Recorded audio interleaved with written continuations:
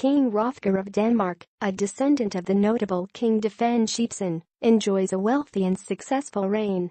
He builds an exquisite meat quarter, referred to as hero, wherein his warriors can accumulate to drink, receive items from their lord, and listen to testimonies sung by means of the scops, or bards.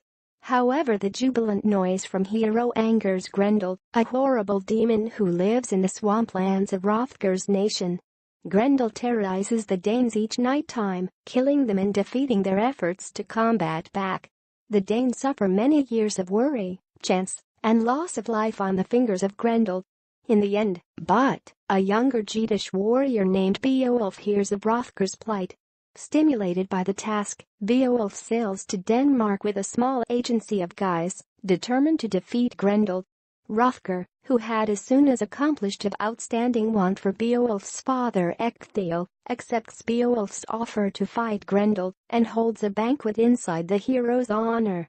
Throughout the banquet, and green with envy Dane named Unferth taunts Beowulf and accuses him of being unworthy of his reputation. Beowulf responds with a conceited description of a number of his past accomplishments.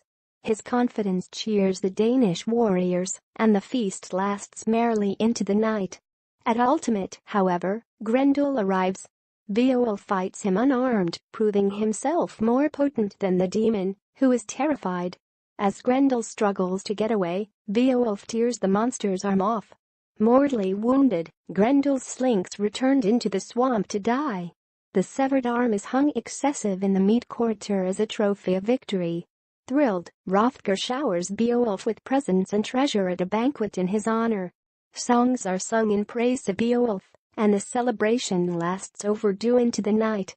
But another danger is drawing close. Grendel's mom, a swamp hag who lives in a desolate lake, involves hero seeking revenge for her son's demise. She murders Aesir, certainly one of Hrothgar's most relied-on advisors, earlier than slinking away. To avenge Aesir's death, the organization travels to the murky swamp, where Beowulf dives into the water and fights Grendel's mom in her underwater lair. He kills her with a sword forged for a large, then, finding Grendel's corpse, decapitates it and brings the pinnacle as a prize to Hrothgar.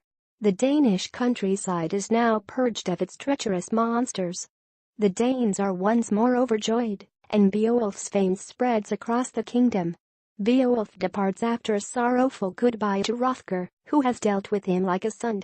He returns to Geatland, where he and his men are reunited with their king and queen, Hygelac and Hygd, to whom Beowulf recounts his adventures in Denmark. Beowulf then arms over maximum of his treasure to Hygelac, who, in flip, rewards him. In time, Hygelac is killed in a war in opposition to the Scylfings, and, after Hygelac's son dies, Beowulf ascends to the throne of the Geats. He regulations accurately for 50 years, bringing prosperity to Geatland.